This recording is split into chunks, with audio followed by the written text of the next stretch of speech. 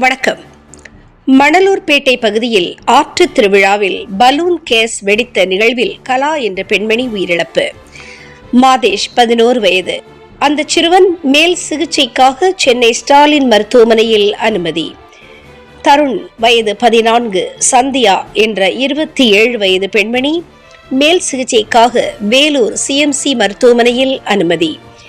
Ezhumalai Chengalpattu Yuvasri CMC மருத்துவமனையில் அனுமதி. கள்ளக்குறிச்சி மாவட்டம் மணலூர்பேட்டையில் பலூன் சிலிண்டர் வெடித்த சம்பவத்தில் படுகாயமடைந்த 14 பேர் திருவண்ணாமலை அரசு மருத்துவக் கல்லூரி மருத்துவமனையில் தீவிர சிகிச்சை பிரிவில் அனுமதிக்கப்பட்டு சிகிச்சை பெற்று வருகின்றார்கள். 50 வயதான கலா என்ற பெண்மணி 2 கால்களும் துண்டான நிலையில் உயிரிழந்துள்ளார். மாதேஷ் வயது 11, ரம்யா வயது 17, முகிலன் வயது 23, ஏழுமலை வயது 41, தமிழ்ச்செல்வி வயது 57, ரோஹித் வயது 9, யுவஸ்ரீ வயது 8, ஸ்னேகா வயது 18, ரிஷி, அன்சுகா, ஜஸ்வந்த். இதில் திருவண்ணாமலை அருணை தனியார் மருத்துவமனையில் இருந்து தருண் வயது 14, சந்தியா வயது 27 இவர்கள் கொங்கணாம்பூர் கிராமத்தை சேர்ந்தவர்கள். வேலூர் சிஎம்சி மருத்துவமனைக்கு தற்பொழுது அனுப்பி வைக்கப்பட்டுள்ளார்கள்.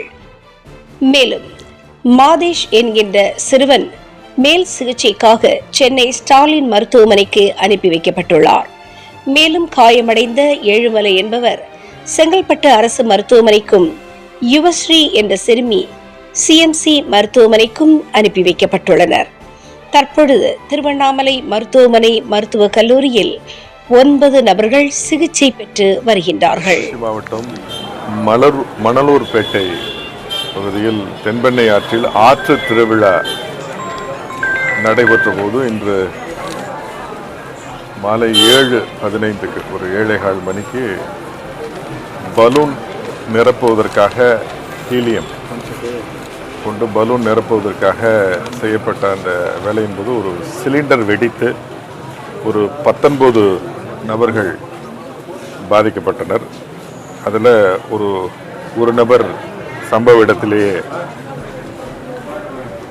உயிரிழந்து விட்டார். மீதம் 18 நபர்களில் ஒரு 7 நபர்கள்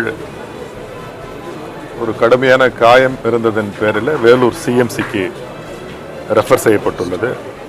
மீதம் ஒரு 11 நபர்கள் இங்கு சிகிச்சையில் இருக்கிறார்கள். அவர்கள் தொடர்ந்து கண்காணிக்கப்பட்டு வருகிறார்கள். பரிந்துரை செய்யப்பட்ட நபர்களுடைய நிலையும் தொடர்ந்து கண்காணிக்கப்பட்டு வருகிறது. மாவட்ட நிர்வாகம், கள்ளக்குறிச்சி மாவட்ட நிர்வாகம், திருவண்ணாமலை மாவட்ட நிர்வாகம் அதுக்குரிய நடவடிக்கைகளை தொடர்ந்து எடுத்து வருகிறது.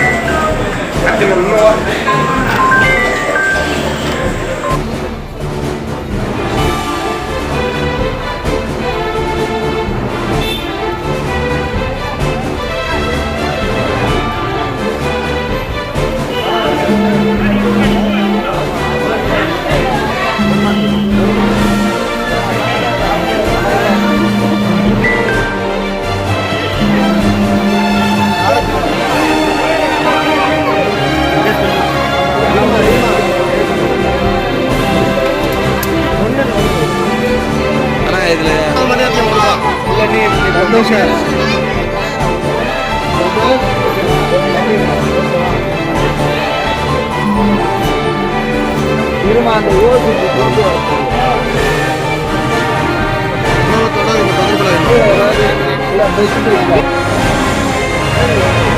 கொஞ்சம் எப்படி வாங்க சார்.